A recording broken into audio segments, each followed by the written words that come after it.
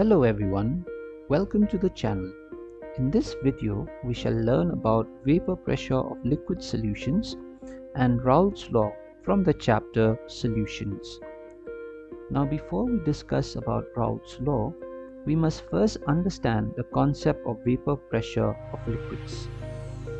Now as we know that at a particular temperature, liquids or solutions can undergo evaporation, where the liquid molecules from the surface can escape into the vapor phase due to the increase of kinetic energy, either due to heating or by absorption of some form of energy.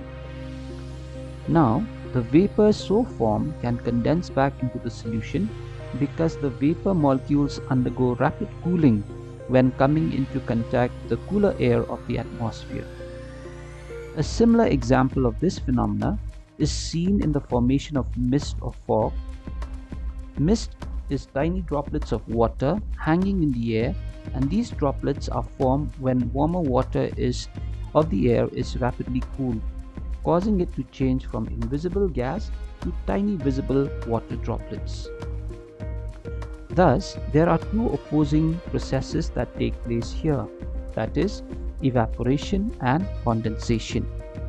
Now, at a constant temperature, these two processes ultimately reach a dynamic equilibrium where the rate of evaporation becomes equal to the rate of condensation.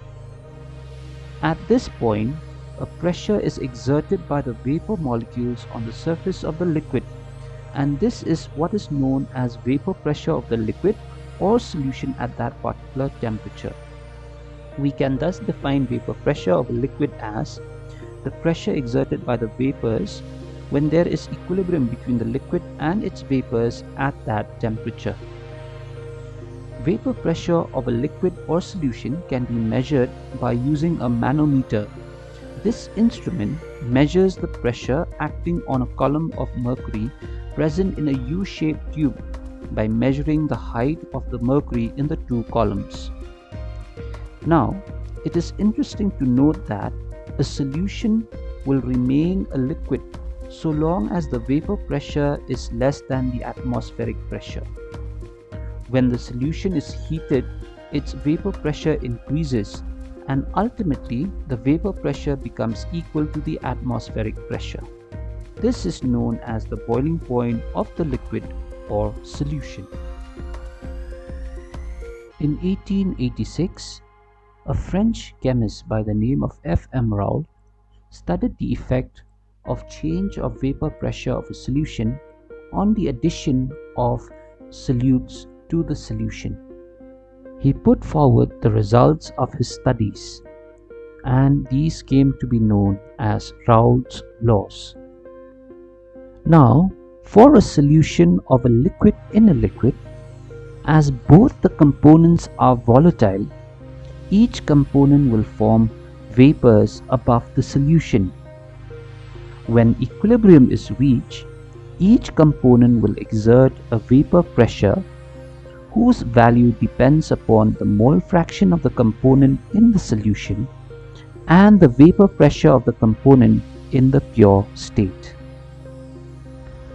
Now, Raoult stated that for a solution containing volatile solutes, the vapor pressure of a component at a given temperature is equal to the mole fraction of that component in that solution multiplied by the vapor pressure of that component in the pure state. Let us consider a binary solution of two volatile and miscible liquids and denote the two components as A and B, having mole fraction chi A and chi B. Suppose at a certain temperature, the partial vapor pressures are PA and PB, and the vapor pressures in the pure state are P0A and P0B. According to Raoult's law, PA is equal to chi A into P0A, and PB is equal to chi B into P0B. If the total pressure of the system at the same temperature is given by P, then according to Dalton's law of partial pressures, P is equal to PA plus PB. Now, on substituting the values of PA and PB, we get P is equal to chi A into P naught A plus chi B into P naught B. Now we already know that the sum of the mole fractions of all the components in a solution is equal to unity. And therefore, we can substitute the value of the mole fraction of one of the components by the value that we derive knowing this relation.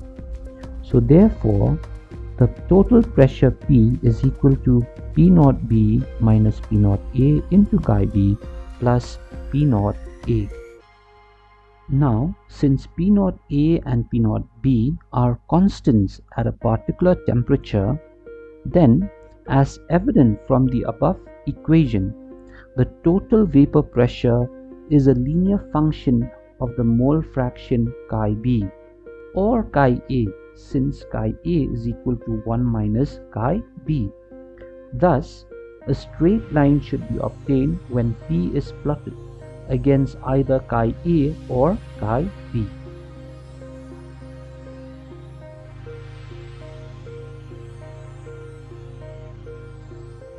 When chi E is equal to 1, that is when the liquid is pure A, the total pressure P is equal to P naught A. And when chi B is equal to 1, that is the liquid is pure B, the total pressure P is equal to P naught B. At any value of chi B or chi A, the value of the total pressure is given by the equation described above.